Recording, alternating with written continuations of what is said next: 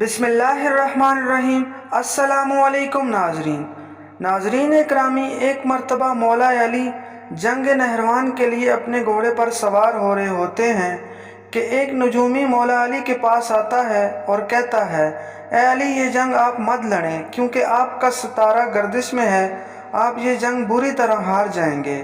مولا علی اس کی بات سن کر گھوڑے سے نیچے آ جاتے ہیں اور اس نجومی کو کہتے ہیں، اچھا تم ستاروں کے حال جانتے ہو؟ اس نے کہا، ہاں، میرا کام ہی یہی ہے، ستاروں کو دیکھ کر انسان کا حال بتا سکتا ہوں، اور آپ کا ستارہ گردش میں ہے، اس لیے آپ کو بتایا کہ آپ یہ جنگ ہار جاؤ گے۔ مولا علی نے اس نجومی کو کہا، اچھا وہ سامنے ایک گھوڑا ہے جو پیٹ سے ہے، بتاؤ اس کے پیٹ میں نر ہے یا مادہ؟ اب وہ نجومی خاموش۔ مولا علی نے کہا، تم تو کہہ رہے تھے میں ستاروں کے حال جانتا ہوں، یہ تو تمہاری نظروں کے سامنے ہے تو تم اس کا حال بھی نہیں جانتے۔ مولا علی نے کہا، اچھا بتاؤ کون سا ستارہ جب ٹوٹتا ہے تو اونٹ پر ایک حرکات ظاہر ہوتی ہے؟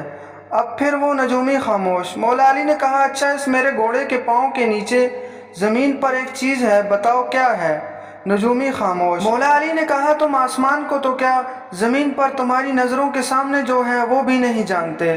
سنو اے شخص، میں علی اب تجھے بتاتا ہوں، علی کی زندگی کی سب سے کامیاب یہ جنگ ہوگی، میرے 10 لوگ بھی اس جنگ میں نہیں شہید ہوں گے اور میرے مخالف کے 10 لوگ بھی نہیں بچیں گے۔